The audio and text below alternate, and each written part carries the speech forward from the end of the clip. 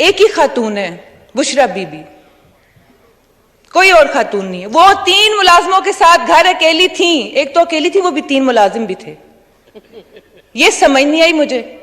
3 ملازموں کے ساتھ گھر اکیلی تھی بیچاری بشرا بی بی.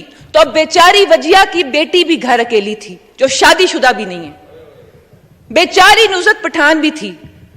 ہم تو اللہ معاف کرے, ہم کیوں اپنے آپ کو بیچارہ بھی کہیں. میں بھی ہوں جن کے گھروں کے رات کو 2-2 بجے دروازے توڑے گئے. مریم کے ساتھ کیا کیا, اس کے بعد آپ کراچی مسجد نبوی میں آپ کے لوگوں نے, مطلب ہمارے پاس تو اتنی مثالیں خواتین کے بارے میں دینے کی. مریم نواز کے بارے میں آپ کھڑے ہو کے تقریر میں لیڈر صاحب کیا فرما رہے ہیں, معنی خیز جملے کس رہے ہیں ان کے ہسبینڈ کا نام لے کے, اور بشرا بی بی اوپر سے اتری ہوئی ہے. آپ کو خیال آ رہا ہے کہ پولیس نے یہ کر دیا وہ کر دیا, تو آپ کے اپنے ایم این ایز نے کیا. لاجز میں آ کے دروازے توڑے گئے, جہاں جہاں ہمارے گھر تھے ان کے دروازے توڑے گئے. آپ نے اپنے ورکروں کو اکسایا اور ان کو کہا ان کو, اور بچوں کی بات کرتے ہیں, کہتے ہیں کہ تم لوگوں کے بچوں سے کوئی شادیاں نہیں کرے گا. شادیاں تو ہوئی ہیں الحمدللہ, ہمارے 4-5 ایم این ایز کے بچوں کی بڑی دھوم دھام سے ہوئی ہیں. یہ اس لیول پہ آ کے بات کرتے ہیں, یہ کس منہ سے بات کرتے ہیں. پھر کہتے ہیں دھرتی ماں ہوتی ہے, ریاست ماں کے جیسی ہوتی ہے. پورا جملہ نہیں کرتے. باپ کے جیسا باجوہ ہوتا ہے, وہ بھول جاتے ہیں.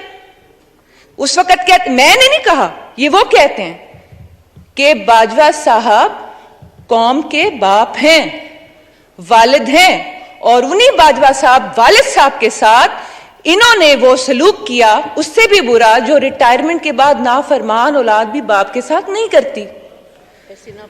اور یہ وہ نافرمان ناحلف اولاد نکلی جو کہتی ہے کہ جنرل باجوہ نے اپنے حلف سے غداری کی. وہ بھول گئے کہ وہ جب 2013 میں بندے اکٹھے کر رہے تھے, بالخصوص 2018 کے الیکشنز میں جب ہوا سارا کچھ, وہ حلف سے غداری نہیں تھی. وہی آپ کو سب سے اچھے آرمی چیف لگتے تھے. ان بیچاروں نے کیا قصور آپ کے ساتھ کر دیا نیکی کر کے. پھر اس کے بعد آپ نے ان کو ایکسٹینشن دی, پھر آپ نے ان کو قوم کا باپ بنایا. آپ کو نہیں 4.5 سال میں نظر آیا کہ وہ اپنے حلف سے غداری کر رہے ہیں, کیونکہ وہ آپ کو سپورٹ کر رہے تھے, آپ کی ہاں میں ہاں ملا رہے تھے. آپ کے لیے ساری جس طرح آپ نے فرمایا ہے, آپ یہ سب کچھ انہوں نے فرمایا, میرا ایک لفظ بھی نہیں ہے اس میں صرف دوہرا رہی ہوں. تو وہ سب میٹھا میٹھا ہپ ہپ اور کڑوا کڑوا تھو تھو. اور اب جس طرح آپ نے فوج کو بدنام کر دیا, ان کے ساتھ بھی ویسے ٹھیک ہی ہوا, کیونکہ جس بے دردی سے اس ملک کے ساتھ کھیلا جا رہا ہے جناب اسپیکر, اور یہ آپ ذرا اندازہ لگا لیں اس ایوان کی حساسیت کا, ان کی سنجیدگی کا, کہ پورا ایوان خالی پڑا ہے اور بڑے امپورٹنٹ باتیں ہو رہی ہیں یہاں پہ. امینڈمنٹس جو ایک کمرے میں بھی ہوں گی اور پیپر یہاں پہ آ جائے گا آپ کے سامنے, اور وہ تالیاں شالیاں ڈسٹ چسٹ بجا کے وہ پاس بھی ہو جائے گا. مسئلہ یہ ہے اسپیکر صاحب کہ لوٹوں کی بات انہوں نے کی ہے, ہم ابھی بھی سنتے ہیں. یہ آج بھی ایک معزز ممبر فرما رہے تھے, کل بھی لوٹے لوٹے لوٹے لوٹوں کی آواز آ رہی تھی.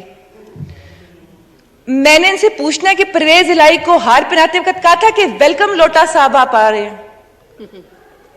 شیخ وقاص کو اسی طرح ابھی پچھلے دنوں جو جوائن کیا اس کو بھی کہا ہے بہت بڑے لوٹے خوش آمدید. جمشید دستی بھی پھر وہ کتنا بڑا لوٹا ہوگا. یہ جو پی ٹی آئی میں آ رہے ہیں ڈرائی کلیننگ مشین سے نکل کے, یہ وہ بٹھی ہے جس میں وہ پلاسٹک پگھل جاتا ہے, لوٹے کی شیپ تبدیل ہو جاتی ہے, وہ گلدان بن کے باہر نکل آتا ہے, اس کے اندر پھول بھی لگے ہوتے ہیں. نہیں, وہ لوٹے کی شکل چینج ہو جاتی ہے, وہ ریسائیکل ہوتے ہیں, وہ گلدان بنتے ہیں, اس میں سے پھول نکل رہے ہوتے ہیں, اور وہ ان کی جماعت میں سارے پھول آ جاتے ہیں, یہ گلدستہ بن جاتا ہے. اور یہ جو گلدستہ ہے, وہ جو لیڈر صاحب ہیں, جو ماشاءاللہ میں اس وقت کھڑے ہو کے میں پوری پاکستان تحریک انصاف کو چیلنج کرتی ہوں کہ وہ اپنے لیڈر کی کہی ہوئی ایک بات سچ ثابت کر دیں, صرف ایک, لمبی چوڑی نہیں, صرف ایک بات جناب اسپیکر وہ ثابت کر دیں. اور دوسری بات یہ ہے کہ یہ کہتے ہیں نا, آج بھی فرما رہے تھے کہ خان صاحب نے یہ کیا, آپ نے, ادھر سے بھی یہی ہوتا ہے, آپ نے یوں کر دیا. مسئلہ یہی ہے نا کہ آپ نے یوں کیا اور آپ نے یوں کیا. میں کہتی ہوں خان صاحب کی ساری باتیں ٹھیک, مثال کے طور پہ وہ جو کہتے ہیں, الزام لگاتے ہیں لوگوں پہ, باقی لوگوں پہ, ایک منٹ کے لیے مان لیں کہ وہ درست, لیکن آپ نے جو کیا وہ بھی ساتھ مانیں. تو پھر آپ یہ بتائیں کہ آپ میں اور باقیوں میں فرق کیا رہ گیا؟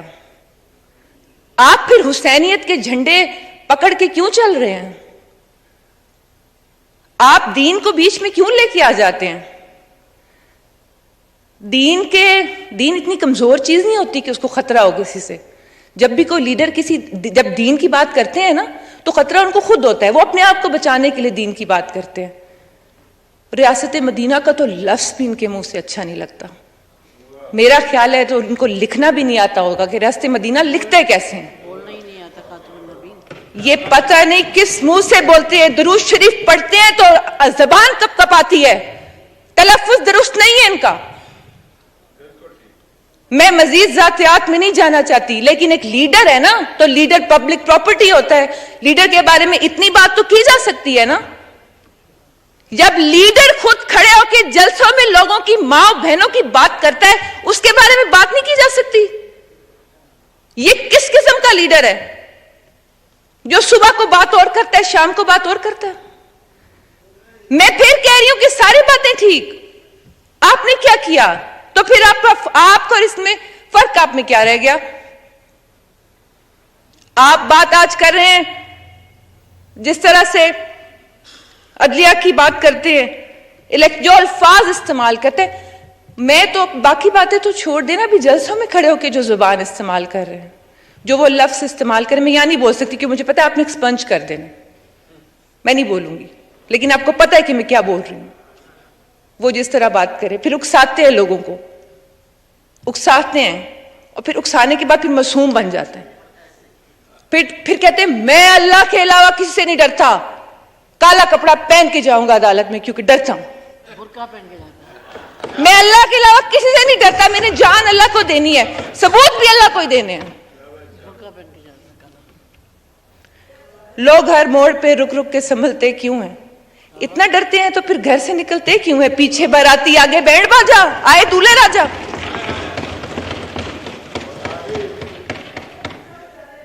یہ ہر بات,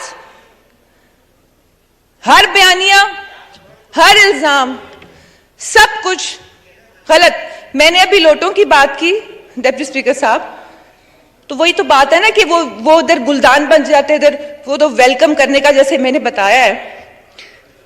تو ہر چیز کے بارے میں میں کیا اس شخص کے لیے یہ کہہ سکتی ہوں کہ یہ جناب شیخ کا فلسفہ ہے عجیب سارے جہان سے, جو وہاں پیو تو حلال ہے, جو یہاں پیو تو حرام ہے. یہ ریاست مدینہ کے علمبردار نے حلال اور حرام کی تمیز سکھائی ہے, جو اخلاقیات کا درس دیتے ہیں, اور وہ کہتے ہیں کہ اسلام میں اخلاقیات بڑی بنیادی چیز ہے. وہ خود سب سے بڑا بد اخلاق انسان ہے جس کو بات کرنے کی تمیز نہیں ہے. انہوں نے اپنے میں تیار ہوں ذہنی طور پہ کہ اب پھر